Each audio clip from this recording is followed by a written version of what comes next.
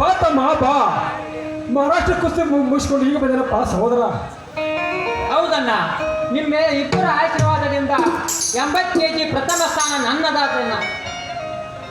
ಸಂತೋಷವಾಯಿತು ತಮ್ಮ, ಸಂತೋಷವಾಯಿತು. ನಿನ್ನ ನನ್ನ ತಮ್ಮನೇ ಪಡೆದ ನನ್ನ ಜನ್ಮ ಸಾರ್ಥಕವಾಯಿತು.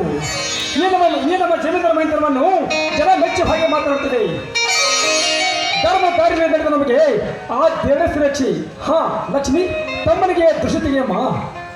ಆಯ್ತು ನೋಡಿ, ನಿಮ್ಮಲ್ಲಿರೋ ಧರ್ಮಶಕ್ತಿ ನಮ್ಮ ಭದ್ರನಲ್ಲೂ ತುಂಬಿದೆ.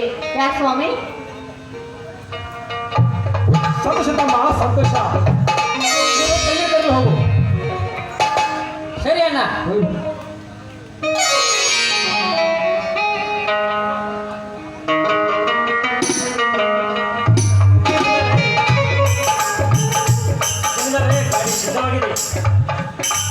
ಆಯ್ತು ಬಸಂತ, ಎಲ್ಲ ಕಾಗದ ಪತ್ರಗಳು ರೆಡಿ ಆಗಿವೆ ತಾನೆ?